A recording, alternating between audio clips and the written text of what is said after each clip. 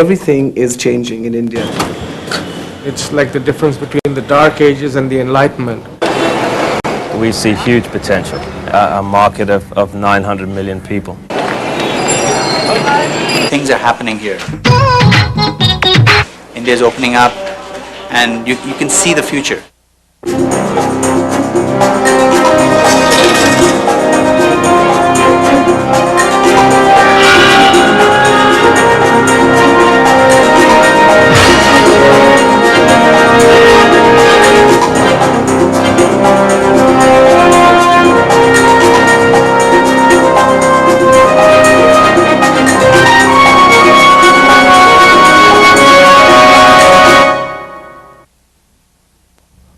Emerging Powers is made possible by the Ford Motor Company, where quality is job one.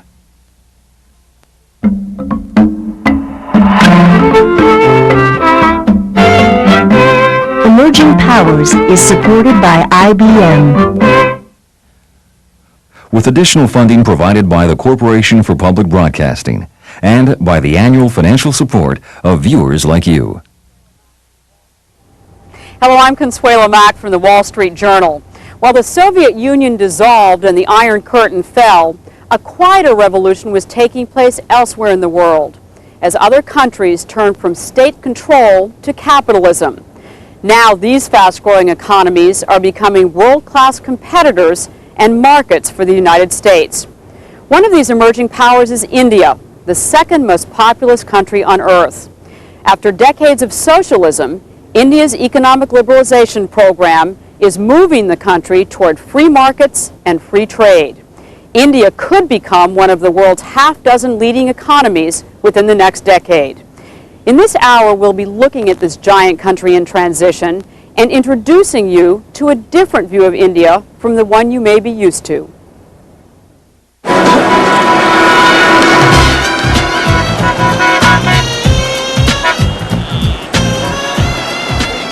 You may think of India as a third world country, but it's one with a space program, nuclear energy, a large industrial base, and an effective military that makes it a regional power. And for many of its 900 million citizens, poverty is giving way to prosperity. India has a rapidly growing middle class of more than 150 million people, more than the population of Germany and France combined. Their purchasing power is a major engine of economic growth. To follow this story, one that our own media often overlooks, we turn to Anita Ratnam, an Indian television correspondent and producer. When I first began working in television 15 years ago, I didn't do it here. Back then, India had very few opportunities for a young person just out of college. So like many of my contemporaries, I left India and began my career in the United States. A few years ago, I returned, like many other expatriates, to an India that holds much more opportunity and promise. Today, a young person in India has no need to leave the country. There's plenty happening right here.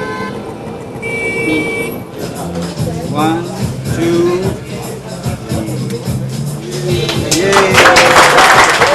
It's a blue denim ribbon cutting, the opening of Levi's first store in Bangalore. Levi's is one of the many foreign companies who have high hopes for the Indian market. But no one has more invested in this venture than these two Indian expatriates. Moti Melwani left India as a boy for Singapore. Now he's back as Levi's partner, opening 6 stores and showing significant optimism about the future. I don't know if what you would mean by significant, but for me, $5.5 million is quite significant. I'm the managing director of Levi Strauss. Sanjay Chaudhary was a young man when he left for Canada, where he began his career with Levi's. Now he's returned to spend several years managing their new Indian venture. I think the timing is perfect. This is the time to be in India. You can feel the movement. Things are happening here. India is opening up, and you can see the future. You can feel the future now, which I couldn't 15 years ago or 18 years ago.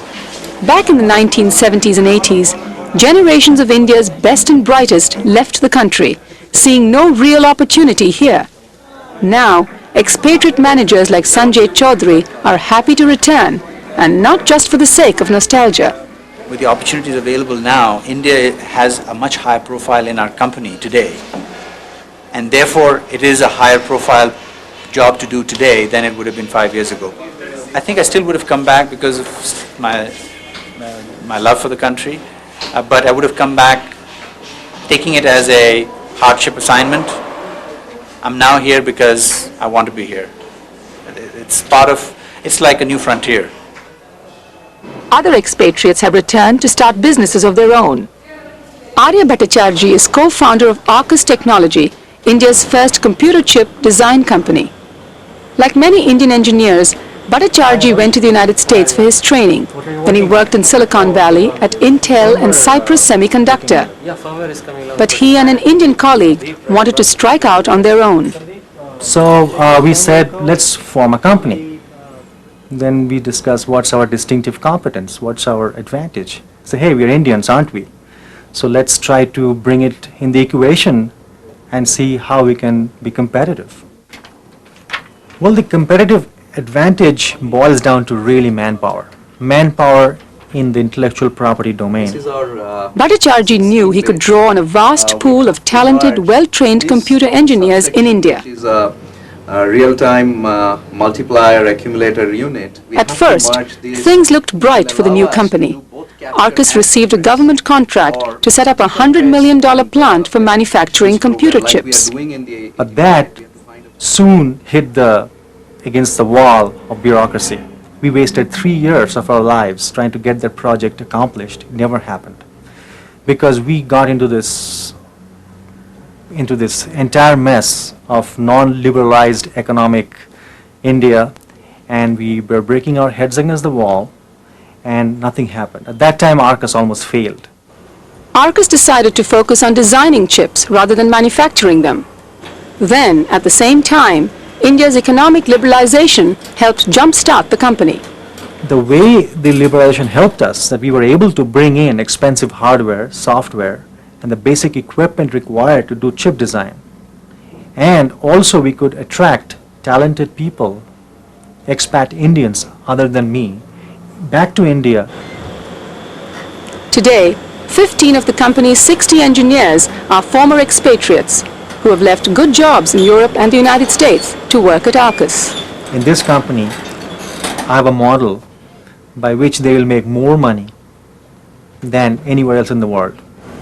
We have taken a very significant portion of this company and we have given it away to all the employees. I believe people can make a good amount of returns, at the same time be in India and be comfortable at their home. So when do you start on the audio portion? Arya Bhattacharjee also stands to profit from his company's success, but that's not the only reason he returned to India. Beyond everything in life, it's very important for me to make a difference. And I feel we are doing business, we are doing technology, if at the same time I can make a difference where it really matters. If I made one more big company in the US, I think I'll make a lot of money, but I think nobody will say it's a good job. But if I do a very simple company here with a little bit of difference, probably it'll be a role model. Maybe it'll be a signal for a lot of other companies and youngsters coming out here. So there are multiple reasons for doing this. A lot of people are expecting the Indian economy to take off, and they're finding ways to profit from it. They're optimistic because they're seeing that 40 years of restraints are finally being lifted from the Indian economy. Since 1991, a series of economic reforms have been introduced that are moving India towards free trade, free markets, and liberal rules for foreign investment. Americans may take many of these ideas for granted, but for India it means a massive shift in direction. To understand why, you need to know a little about the forces that have shaped this country since independence. Now on this day of freedom, guns boom in a last royal salute to herald no man. India was a British colony until independence in 1947. Mohandas K. Gandhi. From the British, India inherited bagpipes, cricket, and a love for bureaucracy unmatched in the free world. Indian civil servants took over the running of the country, tying the economy in red tape. Under Jawaharlal Nehru, its first Prime Minister, India adopted a socialist economy similar to that of the Soviet Union. State monopolies dominated many sectors. Private companies needed government permission in the form of licenses to conduct business. And import barriers protected industry from foreign competitors. Indian companies grew complacent, and economic growth was stifled for decades, until crisis forced radical change. In 1991, the Persian Gulf War cut the flow of foreign exchange from Indians working in the Gulf. Then, the breakup of the Soviet Union deprived India of its largest export market and its source of cheap oil. India was virtually bankrupt.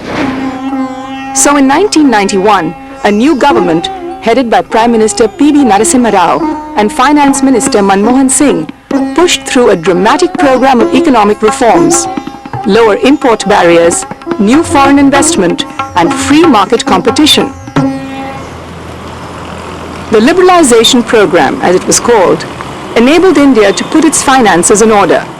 But for the average middle-class man on the street, it has meant one thing above all else: choice in virtually every walk of life. Until recently, if you wanted to fly from one Indian city to another, your choices of airlines numbered one: Indian Airlines, the government monopoly. If you thought the schedules weren't convenient, or that the service was less than gracious, you could only grin and bear it. It was a monopoly situation, so they just took us for a ride. Not just a plane ride, but they just took us for a ride. Now, however, Indian air travelers have alternatives. Modi Luft is a partnership between India's Modi Group and Lufthansa of Germany. It's one of several private airlines that have taken to Indian skies since the government opened the domestic air travel market in 1992. At first, the government was cautious about allowing new entrants like Modi Luft to compete with Indian Airlines. For example, they could only fly as air taxis and couldn't publish schedules. Modi Luft chairman S.K. Modi. Initially, they had also taken out rules that if you have one flight over 700 kilometer, you have to have a flight under 700 kilometer. They didn't want you to have departures within a certain specific time of the Indian Airlines departures. In a way, they wanted to protect the Indian Airlines monopoly. But slowly they understood that it has to be competition, and Indian Airlines has to face the competition. Mr. Modi has a more level playing field to compete on now, since Modi Luft and the other new air services have been allowed to operate as full-fledged airlines. Any confirmed passengers for business class Calcutta? As a result, the private airlines have taken 30% of the market, and passengers are getting better service from the new airlines and from Indian Airlines too, which has had to keep pace. Previously, before the private airlines, they were dictating the terms. But now, because the competition has come, so they have improved a little bit. Choice is something that Westerners take for granted in every aspect of their lives. So it may be hard to imagine what life in pre-reform India was like for the average middle-class Indian. This scene, for example, is commonplace in the West. A well-stocked appliance store with a broad range of products to choose from. But it's a big change here. Before, there would be one brand of radio, one make of television, one type of refrigerator, and no automatic washing machines.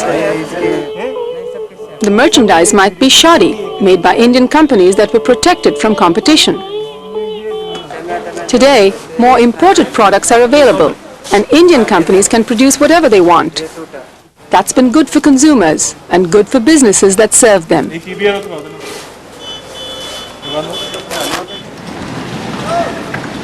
One of the most popular new products can be seen on Indian rooftops: the satellite TV dish. It's bringing Indians another realm of choice of channels. Hello and welcome to this Dateline India July. Not too long ago, the only broadcaster in India was Doordarshan, the government network. Today, the picture looks a lot livelier. Dozens of private satellite and cable TV channels have sprung up, competing with the government and providing a much broader range of programming. India Business Week breaks the financial stories that count. One of the new broadcasters is Rupert Murdoch's Star TV, beamed into India by satellite from Hong Kong. Only on Star Plus. Star broadcasts in English on several channels, targeting the upper end of the Indian TV market. Coming soon to Prime Sports. Hello, I am Ruby, welcoming you to the glorious Taj Mahal in India. We are tuning Ruby in to is the a next VJ for generation of music with BPL-OA, Channel a music program on Star's Channel V.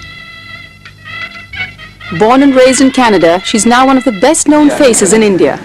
Okay, primarily the Channel V audience would be under 25, upper middle class, so that you know they have satellite television in their homes. And kids are still attracted to Channel V because it's very youthful.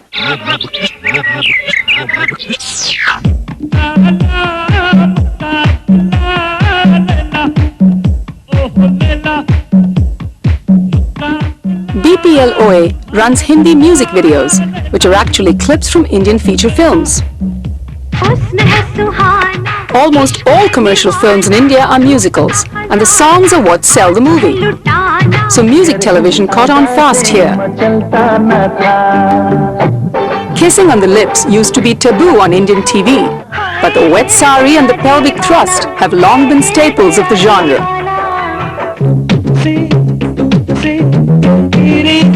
Although some of the dance movements are traditional, Michael Jackson has clearly been a big influence.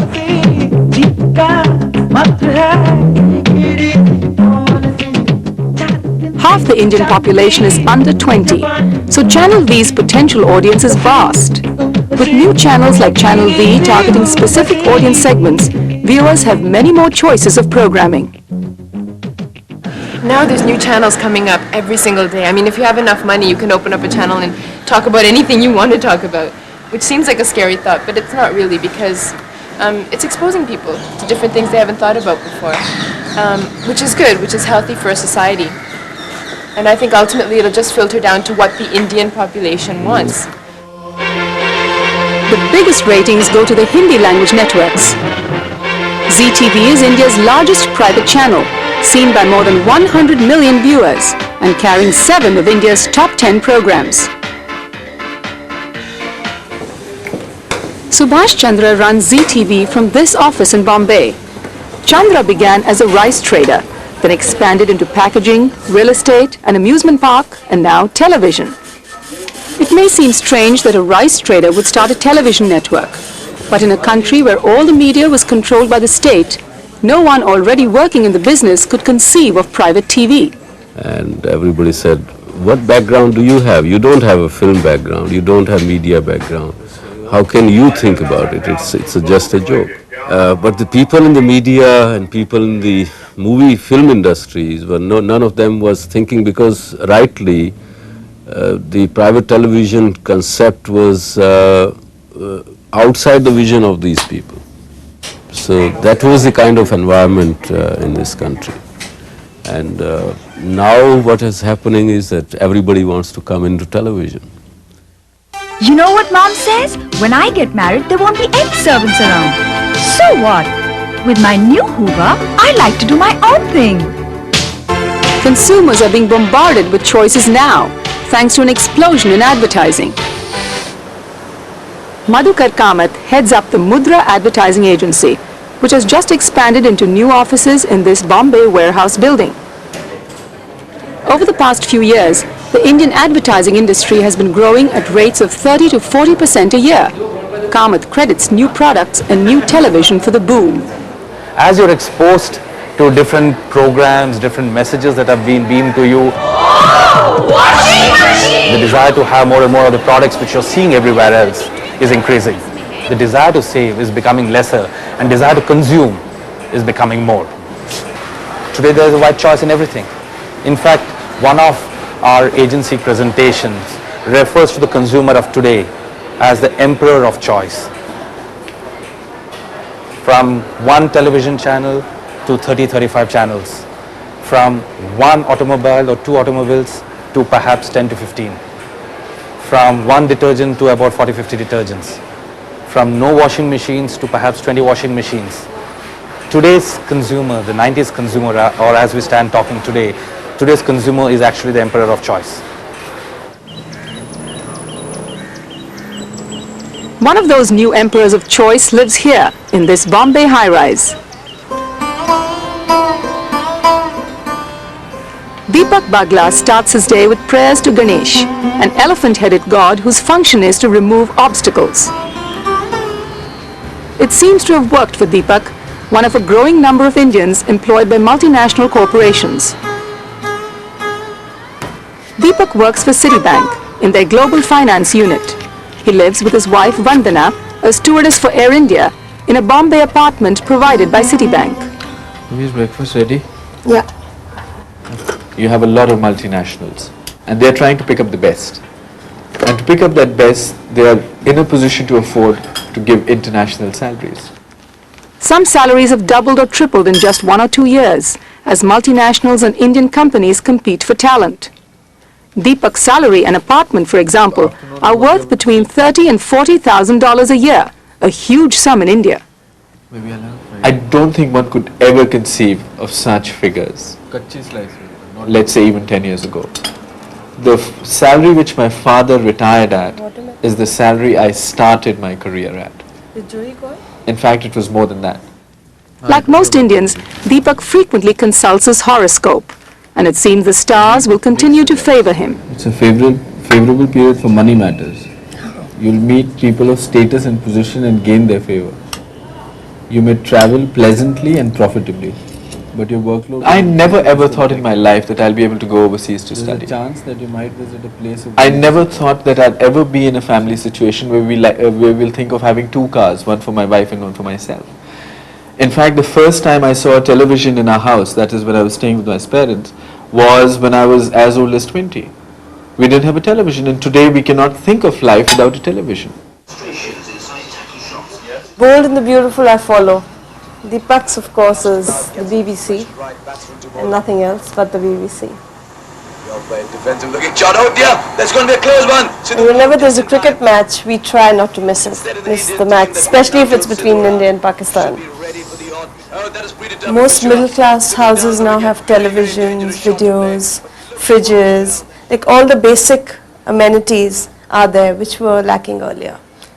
People actually take loans to buy a fridge, which was inconceivable a couple of years ago. They would rather save and keep it for what was to come. Now the entire attitude has changed. Now people have started living more for the moment. Like Deepak and I work for 6 months and we take a vacation. Our parents would probably take a vacation once in 6 years. I don't think our parents would ever think of spending $1,000, $1,500 to buy a painting, to buy a work of art. Today we're going and doing that for this house. They would never think of spending $300 to buy a Mont Blanc pen for themselves. But today it is a part of our daily lives.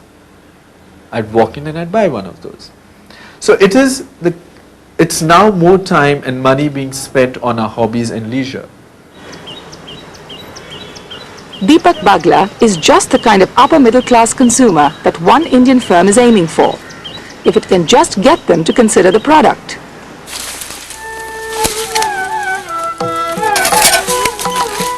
It's pruning time at Grover Vineyards, where the Grover family hopes to cultivate not just grapes, but an Indian taste for fine wine. In 1988, Grover imported cuttings from France. Today, the 100-acre vineyard turns out 3 wines for the Indian market. Kapil Grover gave me a tour. Here, for example, on the right is the red grape that we make our rosé from. And we have other plantations a little far away for the Cabernet Sauvignon.